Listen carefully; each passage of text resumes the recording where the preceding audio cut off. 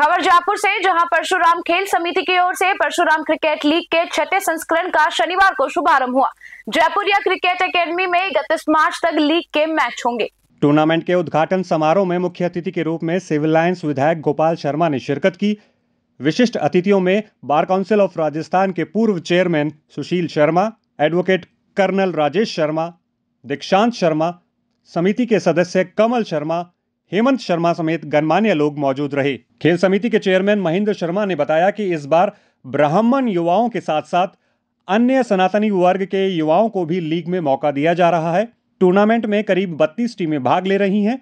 संयोजक राहुल शर्मा ने बताया कि विजेता टीम को 51,000 रुपए और उप विजेता टीम को 21,000 रुपए की नकद राशि के साथ ट्रॉफी दी जाएगी। टूर्नामेंट के सभी मैच नॉकआउट होंगे। फाइनल 31 मार्च को खेला जाएगा।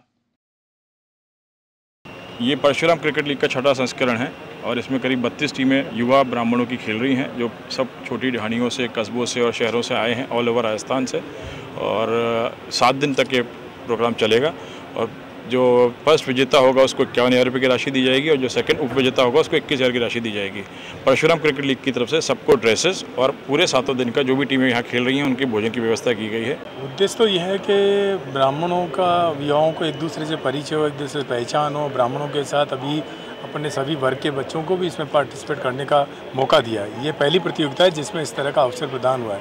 आपसे पहले जो 5 प्रतियोगिताएँ हुई है उसके अंतर्गत जो है सिर्फ ब्राह्मणों को ही मिलता था। इस बार ऐसा था कि सनातनी जितने भी बच्चे हैं उन सबको भी इस प्रतियोगिता का हिस्सा बनाया गया है और सब में सौहार्दपूर्ण वातावरण हो, एक कल्चर डेवलप हो, संस्कृति डेवलप हो, यही उद्देश्य लेकर स्थापित किया गया। ये ब्राह्मण समाज के हमारे युवा नेता महेंद्र जी, राहुल जी ने ये कार्यक्रम 3-4 साल से कर रहे हैं और अभी तक तो ये खाली ब्राह्मण की टीम द्वारा किया जाता था, लेकिन अब की बार इन्होंने सनातन धर्म से लिप्त सभी लोग बच्चों को सम्मिलित किया है और ये संदेश दिया है कि ब्राह्मण वर्ग सिर्फ ब्राह्मण नहीं, सनातन धर्म के सभी लोगों का अधिकार देना चाहता है, सबके लिए एकता करना चाहता है।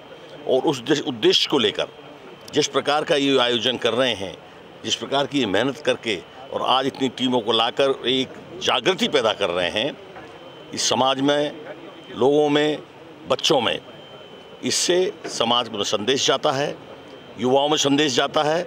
और इस प्रकार की जो ये प्रतियोगिता कर बच्चों को प्रोत्साहित करके आगे लाने का कार्य कर रहे हैं, ये बहुत बढ़िया कार्य कर रहे हैं। इसका शुभारंभ हुआ है, इसका उद्घाटन में आप मौजूद रहे। अच्छी बात रही कि ब्राह्मण समाज ही नहीं, जो सनातनी है, अन्य समाज के बच्चों को भी मौका दिया गया है। क्या कहना चाहेंगे इसको? देखिए, ब्राह्मण समाज कोई अलग थलग समाज नहीं है। ब्राह्मण समाज जो इस देश में स्थापित हुआ है, वह सनातन संस्कृति की रक्षा के लिए हुआ है। इसलिए हजारों लाखों वर्ष से वेदों जैसे अप्राकृतिक, पौरुषेय ग्रंथों को याददाश्त के सहारे संजोने का काम, अब तक संस्कृति को जिंदा रखने का काम वह ब्राह्मण समाज सहर्ष स्वीकार कर पाया है।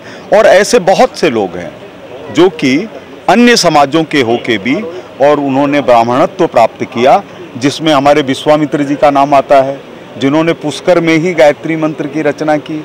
गायत्री मंत्र से बड़ा मंत्र विश्व में कोई नहीं है। तो ब्राह्मण एक संस्कार प्राप्त करने की व्यवस्था है और संस्कार प्राप्त करके मोदी जी भी ब्राह्मण हो सकते हैं। उनका जो स्वरूप सामने है वो उसी प्रकार का स्वरूप है। हमारे गुरु हनुमान राजस्थान के अनुसूचित जाति के थे, लेकिन उन्होंने इतने पहलवान तैयार किए और गुरु शिष्य का भाव तैयार किया, सतपाल, सुभाष, करतार सिंह जैसे पहलवान तैयार किए कि उन्होंने जीवित रहते ब्राह्मणत्व प्राप्त कर लिया।